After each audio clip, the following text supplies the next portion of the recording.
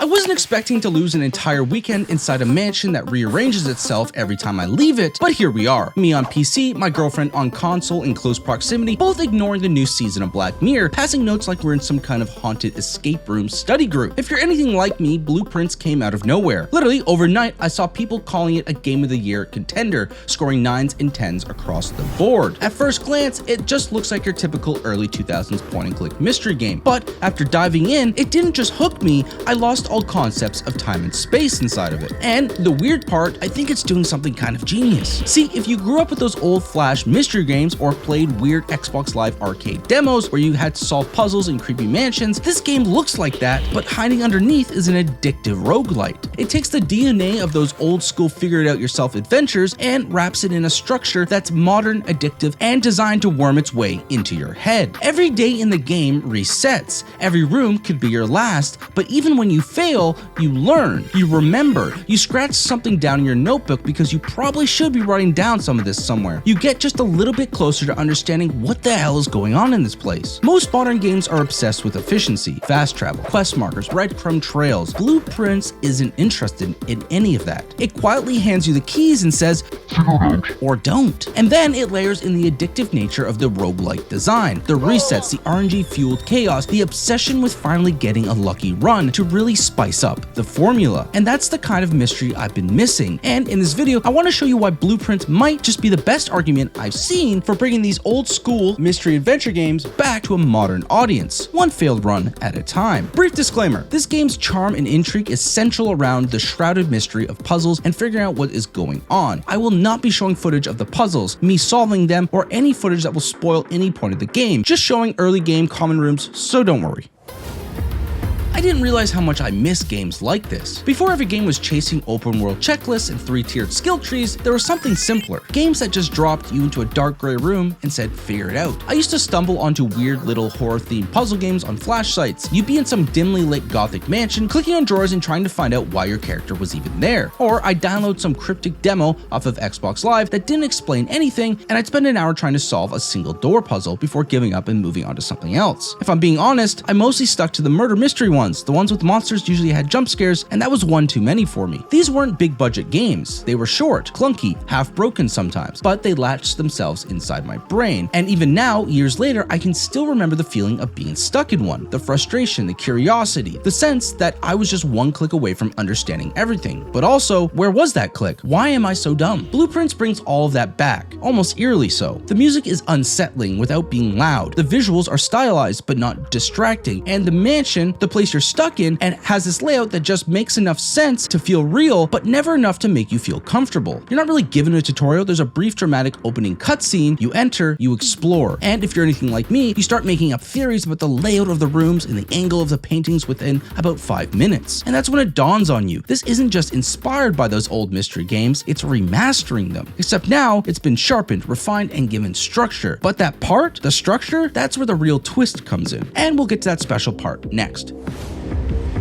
Before we go further, let me actually explain what Blueprints is, because this game's loop isn't quite like anything else I've played. The basic setup is this. You're the sole heir to a massive empty mansion. Your recently deceased relative left it to you, and left you with one goal: find a specific room. That's all you get. The mansion is laid out as a 5x9 grid of rooms. Every run starts with 2 rooms already discovered, your starting room and the one fixed room somewhere near the end. The rest, pure chaos. As you explore, each door you approach offers 3 possible rooms, all randomly generated. Some are common, some are insanely rare. Some only show up based on your position on the grid or how far in the run you actually are. But here's the twist. Once you open the door, you have to lock in one of those 3 choices. No backing out. Every move costs stamina. You start with 50 points, and entering a new room drops that by 1. Some rooms drain more, some give a little bit back. Items and rooms can also affect how far you can go. A few even require a special currency just to enter. Some rooms have exits on every wall, some just one, and some only let you leave the way you came, usually for a good reason. There's a lot more going on under the surface, but part of what makes Blueprints so compelling is figuring that out yourself. So I won't get into keycards or other progression mechanics that are better left discovered. Just know the house changes, the rooms shift, and every run is different. So here's the twist. Blueprints might look like an old school puzzle game, but underneath that haunted wallpaper is a roguelite. And it's not just cosmetic, it changes everything. Every day you enter the mansion, it resets. Your rooms are different, your path is new. Whatever keys, items, or access you had before, gone. You're back to square one.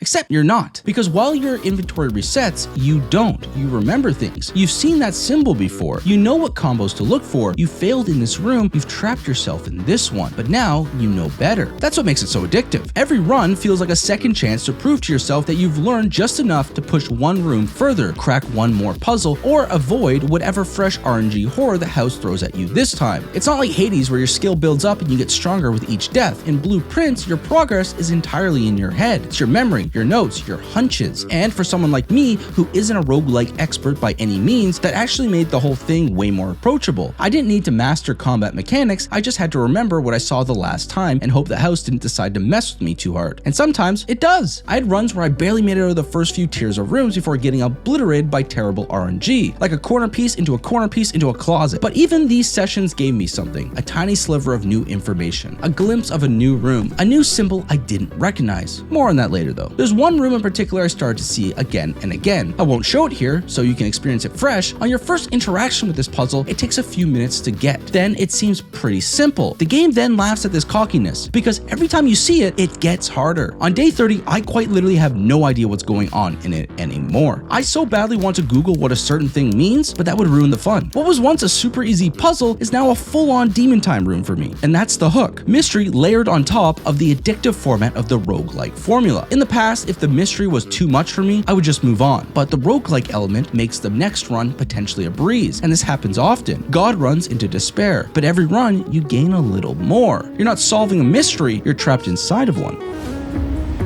I mentioned this in my KCD2 review, but immersive RPGs are my jam. They're what film school taught me was the strength of certain cinema, being pulled so deep into the world and the narrative that you lose track of time and space. A 3-hour movie feels like 90 minutes. That same effect, it happens in what's called the flow state. When you're working on something, writing, solving, building, you get so locked in, hours disappear, time bends. I wouldn't call Blueprints immersive, but I would say it puts you into a flow state. Follow me down this line of thought for a second. It doesn't pull you in with the story or action or massive open world grandeur. It pulls you in because it always feels like the next clue is just around the corner. Like you're almost there, one room away, one symbol away, one more run. I started playing this past Friday night. My girlfriend, who mostly plays Stardew, Zelda, and Animal Crossing, booted up on console in the next room. She doesn't go deep on games. She doesn't min-max, but Blueprints, she's playing it right now as I record this. By Saturday, she had a full notebook going. Drawings, puzzle breakdowns, theories, pages of scribbled clues like she was mapping out a crime scene. And me, I lost 6 hours in what felt like 30 minutes. The game drops hints early on that you should probably take notes. It took me a whole day to cave, and once I did, changed everything. Now I've got a number sequence saved in my notes app, a weird diagram scribbled on the back of her seat sitting in front of me. I look like I'm tracking the Zodiac killer. We weren't just playing the game, we were living in the loop. That's what makes Blueprints so strange and so effective. It doesn't feel like a roguelite with puzzles or a puzzle game with resets. It feels like a time sink full of secrets that you have to crack. It doesn't care how much you know, it cares how long you'll chase what you don't. And somewhere along the way, time stops computing. Whether you're a casual player or someone who keeps cryptic notes, Blueprints doesn't care. It just wants you to think. And when it has you, when you're in the middle of a streak or staring down a room you swear must have a secret, there's nothing else. Just the loot, just the mansion, just you.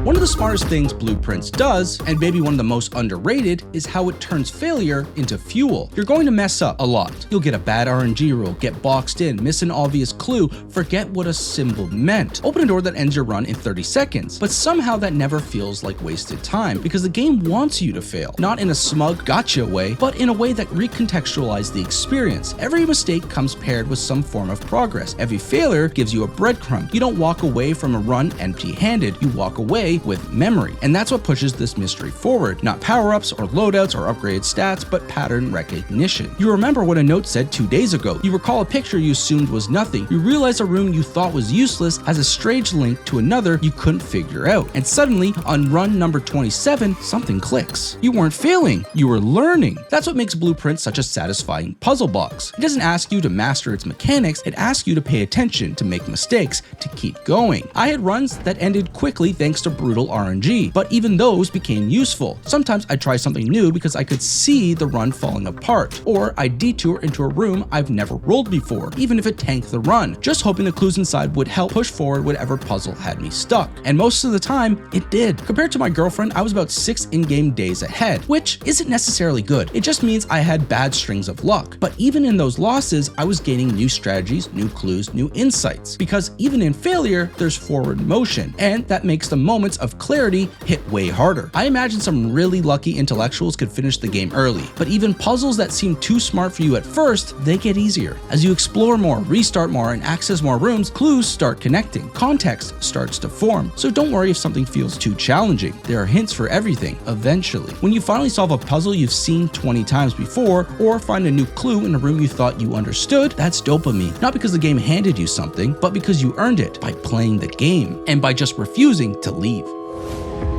Up to this point, I've been mostly talking about how you play blueprints, puzzles, the resets, the flow state. But what's interesting is that underneath all of that, there's something deeper. It's subtle, fragmented, almost easy to miss. But if you're paying attention, and at this point the game has trained you to, you'll start picking up on pieces of something bigger. Notes that don't just feel like clues, rooms that are too specific in their decoration, names. There's a story here, not in the traditional you're the chosen one, here's your tragic backstory kind of way, more like a memory you're slowly stitching together from scraps. You get glimpses of who lived in the mansion, of who worked there, of family and staff dynamics that clearly fractured long before you arrived. It's not front and center. The game never makes you sit through a cutscene or drops a monologue about the truth, at least not that I've seen yet. It just lets you notice things. And when these pieces start to connect, when a binder full of newspaper clippings about a certain person or a cryptic note tossed in a trash lines up with a photo you just missed hours ago, you start to realize there's more here than just a mystery game. The game's intro sets you up as the sole heir to this mansion, left behind by a recently deceased relative. You've been given one objective: find a specific room. But as you search, you, just like the character, are working with almost nothing. And slowly, through scraps of notes, articles, and bizarre room layouts, a quiet narrative starts to form. It's not loud, it's not even clear, but it's there. And it's part of what makes blueprints more than just addictive. It makes it worth thinking about when you're not playing.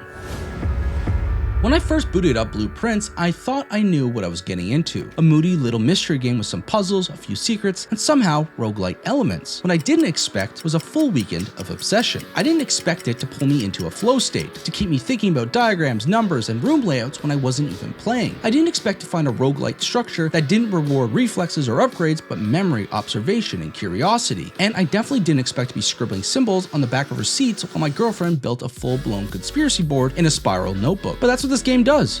It hides something old inside something new. It takes the forgotten genre of a slow burn mystery puzzle games and breathes life into it using roguelike systems that reward failure, attention, and obsession. It's not loud, it's not flashy, but it is smart. And the deeper you go, the more it gives back. So if you're even remotely curious, check it out. Just know you might not stop. I had, and still am, having a great time with it. I can see why it's getting glowing reviews across the board. I fully recommend it to anyone even remotely interested. The game has a lot of mystery and a lot of depth. It's an engrossing yet surprisingly chill game to play whenever. Also, it's available on Game Pass, so if you're a subscriber, it's super easy to try out. On a side note, I did Google the difference between roguelite and roguelike because Blueprints is listed as one, and I wanted to kind of know what the actual difference is. And yeah, some folks on Google reviews didn't vibe with it. To those people, I'd just say every puzzle gets easier the more you explore, and if a run is going badly, try to salvage it. Go somewhere new. You'll usually come away with something useful. My girlfriend and I are not particularly standouts when it comes to intelligence, and we are getting through it just fine following this rule. The game has a lot of mystery and a lot of depth to that mystery, so any progress is good progress, and there are many ways to get there. If you like this review, check out my playlist. I've been ripping out more of these lately, and they've been a lot of fun. Any likes or subscriptions goes a long way in showing me this content is working and actually is enjoyed. My eyes are currently set on Expedition 33 and now the somewhat confirmed Oblivion remake. Until next time, toodaloo.